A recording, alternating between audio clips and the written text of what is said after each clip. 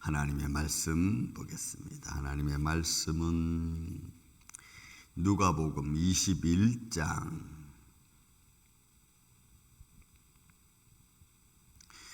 10절부터 시작해서 19절까지 있는 말씀을 교독하겠습니다. 10절부터 19절. 또 이르시되 민족이 민족을, 나라가 나라를 대적하여 일어나겠고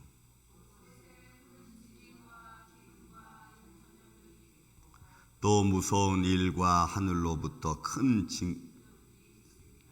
이 모든 일 전에 내 이름으로 말미암아 너희에게 손을 대어 박해하며 회당과 옥에 넘겨주며 임금들과 집권자들 앞에 끌어가려니와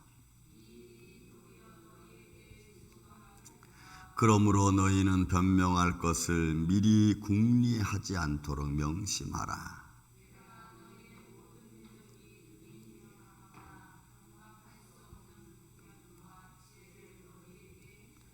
심지어 부모와 형제와 친척과 벗이 너희를 넘겨주어 너희 중에 며칠 죽이게 하겠고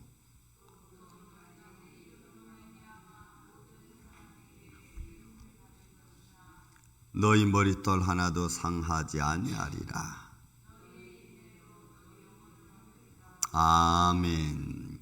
자, 마지막 때 나타날 환란의 징조에 대한 말씀입니다. 여러분, 이 징조에 대한 말씀은 물론 마태복음, 마가복음에도 또 누가복음에 등장하고 있지만 그 내용들은 뭐 그렇게 크게 다르지 않습니다. 중요한 것은 우리가 이런 시대를 볼 줄 알고 분별할 줄 아는 믿음과 지혜가 여러분 필요합니다. 그래서 믿음의 사람들은 보이지 않는 세계를 바라보며 또 아직 일어나지 않지만 말씀에 근거해서 이렇게 진행되어질 거라고 하는 것을 분별해내는 게 여러분 중요한 거예요.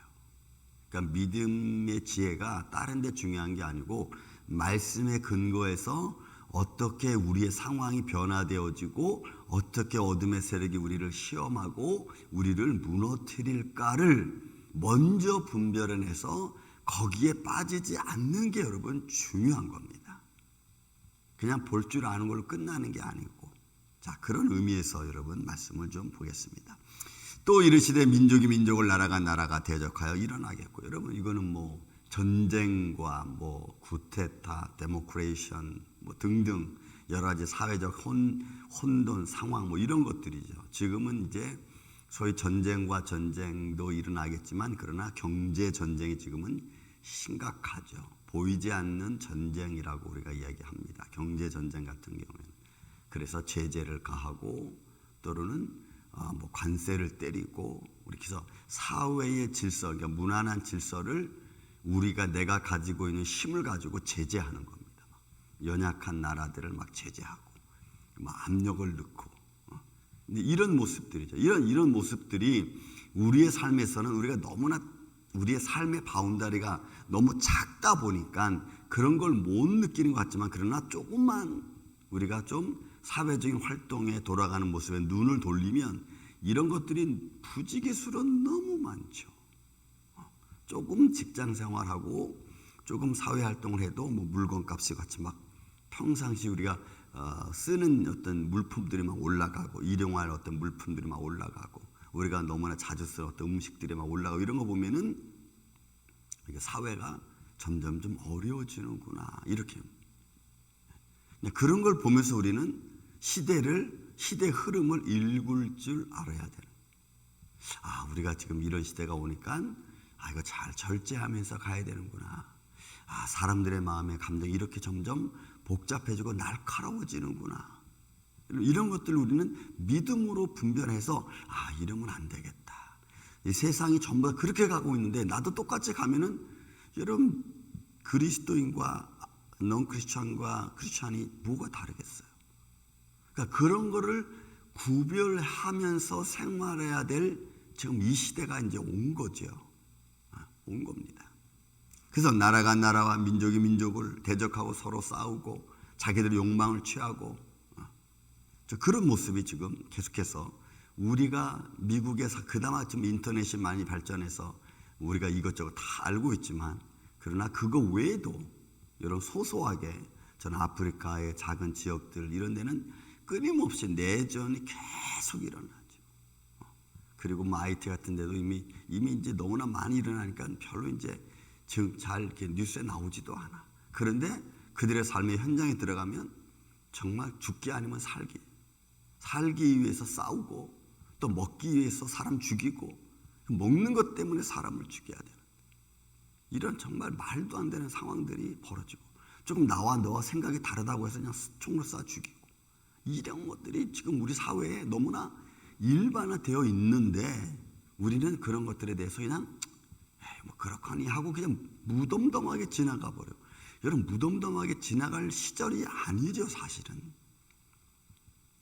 그런 것들이 은연중에 내 마음속 어느 한 곳에 내 머릿속 어느 한 곳에 딱 있다가 나도 모르게 세상이 그러니까 나도 모르게 그런 행동을 취할 수 있죠. 말로다가 막 폭행하고 그리고 말로다가 막 사람을 죽이고 막 무시하고 여러분 이런 것들이 왜 일어나느냐? 마지막 때예요. 사람들의 감정이 점점점 폭발적으로 나가니까 그러니까 그런 것들을 절제하고 여러분 낮게 만들려면은 이유가 다른 거 없어요. 여러분 사랑으로 보다듬어 주고 서로 많은 대화를 나누는 것밖에 없어요. 그리고 잘못한 거 인정하고 그리고 또 용서해 주고 그거 외에는 다른 방법이 없어요. 제가 지난주에도 결혼식장에 가서 그 결혼한 두 부부한테 딱 이 마디 했어요. 너희는 앞으로 많은 대화를 해라. 대화를 안 하면 서로가 대화를 안 하면 그러면 이 사람이 무슨 문제가 있는지를 모른다. 그러니까 많은 대화를 해서 문제를 자꾸 삭히고 문제를 없애고 서로 인정하고 그리고 서로 용서해주고 이런 대화가 있어야 너희가 앞으로 결혼 생활에 편안하자 그렇게 말을 했어요. 그래서 여러분 제가 그런 말을 했어요. 결혼 이꼴 사랑의 대화 이렇게 표현했어요. 여러분 보세요. 오늘날 시대는 여러분 너무나 각자 자기 위치에 살잖아요. 그러니까 우리는 그런 삶의 위치에서 좀 벗어나야 돼. 아니게끔 우리가 믿음의 모습을 보이는 것밖에는 여러분 방법이 없어요. 뭐 다른 방법이 뭐 있겠어요. 그러니까 아는 저와 여러분이 말씀을 알고 살아계신 하나님을 믿는 저와 여러분이 그것을 행하는 것밖에는 없어요. 그렇지 않으면 누가 그런 일을 할 수 있겠습니까? 여러분 예수님 안 믿는 사람은 그냥 그건 말할 것도 없고 또 믿는 사람들도 여러분 다 어떻게 믿어요? 자기 감정대로 믿으니까 그것도 또 말이 안 되고 그러니까 믿음의 눈을 갖고 이런 것들을 보는 게 중요하죠. 뭐 지진이 났다, 여기 뭐 화산이 터졌다, 무슨 뭐 전염병이 돈다 이런 것들이 일어날 때만 뭐 세상에 종말이 왔다라고 말할 게 아니고 지금 이 시대가 그렇게 가고 있으니까 곳곳에 지진이 일어나고 기근과 전염병이 있겠고 또 무서운 일들과 하늘로부터 큰 징조들이 있으리라. 이 모든 일 전에 내 이름으로 말미암아 너희에게 손을 대어 박해하며 회당과 옥에 넘겨주고 임금들과 집권자들 앞에 끌려. 여러분 이런 현상은 꼭 일어나야만 어디 마지막 때는 이게 아니고 여러분 우리 삶 속에서 우리는 이런 일들을 지금도 벌리고 있어요. 금방 말씀드린 것처럼 서로 말로 폭행하고 또 말로 사람을 죽이고 그냥 무시하고 그리고 사람들 앞에 뭐 에이 저 사람 뭐 쓸데없다고 사람들 앞에서 막 그냥 사람들이 아무것도 아닌 것처럼 막 취급하는 말들을 스스럼 없이 막 해대고 여러분 꼭 우리가 집권자 어떤 시스템에 의해서 그렇게 되어지는 것만 볼 게 아니고 우리 삶의 현장에서 우리 스스로가 지금 이렇게 하고 있잖아요. 그러면서도 이거는 권력적인 것이 아니니까 뭐 안 한 것처럼 또 아닌 것처럼 그렇게 지나가 버리고 마는데 사실은 우리도 지금 이런 모습을 취하면서 살아가고 있어요. 그래서 우리는 좀 믿음의 사람은 믿음의 모습을 갖고 있는 게 여러분 정말 중요해요. 또 이런 일이 도리어 너에게 증거가 되리라. 그러니까 여러분, 이 증거는 우리의 삶의 현장에서 우리는 얼마든지 많이 찾을 수 있습니다. 여러분, 살아계신 하나님을 믿는 저와 여러분은 살아계신 하나님을 믿는 저와 여러분은 세상 어떤 상황에서도 달라야 됩니다. 믿습니까, 여러분? 여러분, 달라야 돼요. 안 다르면 세상 사람과 안 믿는 사람 똑같으면 무슨 차이가 있다는 거예요. 여러분, 달라야 돼요. 말이 다르든지 보는 눈길이 다르든지 행동하는 삶이 다른 뭔가 모르게 달라야 돼. 그래야 증거되죠. 그것도 한 번, 두 번만 달라서는 안 되고 평생이 달라야 돼. 평생. 내가 주님 앞에 가는 날까지 평생이. 왜? 우리 인생은 한 번에 일막일장으로 끝나는 게 아니잖아요. 한 번 좋은 말 했다고 끝나는 게 아니잖아요. 인생은 계속 내가 살아있는 기간 동안은 진행되어지는 거니까. 제가 그래서 우리 아이들한테 하는 말이 있어요. 너희들은 성실이라는 말을 늘 마음에 가져라. 이거는 믿음을 이렇게 유지하는 거다. 좋은 모습. 그게 가장 세상에서 살기 힘든 말이다. 그랬어요. 힘든 말. 여러분, 똑같은 일을 계속 해야 됩니다. 저는 목회자니까 목회자가 가는 길을 계속 그 길을 가는 거죠. 그러니까 그렇게 또 막 그 길을 끝까지 잘 가는 게 여러분 힘든 거잖아요. 여러분들이 계속해서 예배 드리는 게 여러분에게 힘들잖아요. 한 번, 두 번 예배 드리고 끝나는 거는 오케이, 괜찮아요. 그럼 그때 하면 되니까. 근데 이거는 한 번, 두 번 예배 드리고 끝나는 게 아니고 평생을 이렇게 쭉 가야 돼요. 믿음의 모습이 그런 거예요. 사랑을 주면 그 사랑이 끝까지 가고 열매가 맺을 수 있도록. 그것이 사랑이 언제 열매 맺을지 우리는 잘 몰라. 그러나 열매가 맺을 수 있도록 우리는 끝까지 여러분 거름 주고 또 그다음 물 주고 다독거려 주고. 너희가 무슨 말 할 것도 걱정하지 말라는 거야. 때가 되면 하나님이 너희가 무슨 말 할지, 너희가 영적인 어려움을 당하고 육적인 어려움을 당하면 그때 너희가 너희 감정대로 말하려고 하지 말고 또 무슨 말 하려고 생각하지 말고 그냥 믿음으로 견디시면 하나님께 지혜를 주시는 거예요. 그때 저는 이런 말씀들이 참 신비스럽습니다. 왜냐하면 그 상황에 맞춰 말하는 것이 여러분 얼마나 아름다운 건지 아시죠? 잠언에 있는 말씀처럼 은쟁반에 옥구슬 굴러가는 것처럼 상황에 맞는 말을 한다는 것은 정말 아름다운 거예요. 누가 할 수 있느냐? 믿음의 지혜를 가진 사람. 내 감정대로 말하려고 하는 게 아니고 주님이 주시는 감동대로 내가 말을 하는 거예요. 그래서 여러분 우리가 그렇게 말을 하려면 우리의 상황적으로 좀 조건을 본다면 상대방의 말을 잘 듣는 게 중요합니다. 그리고 듣고 내가 이걸 지금 화를 내야 될 건지 아니면 안 내야 될 건지도 잘 분별해 가면서 말하는 게 여러분 참 중요해요. 그러니까 너희가 누구에게 대적자들인지 어떤 사람들인지 아니면 모르면 본문에 있는 말씀처럼 부모가 형제가 친척이 덫을 막 내어주잖아요. 막 배신하잖아. 배신. 왜? 자기가 살기 위해서. 자기 어떤 체면 살리기 위해서 또 말하고 자기가 창피당하지 않기 위해서 또 변명하고 이런 것들이 부지기수잖아요. 근데 이런 것들마다 내가 책임질 일 있으면 내가 책임지고 아닌 것은 이건 아니다. 이건 내가 잘못했다. 여러분 이런 것들이 얼마나 심플하고 좋은데 근데 우리는 그런 것들을 안 하죠.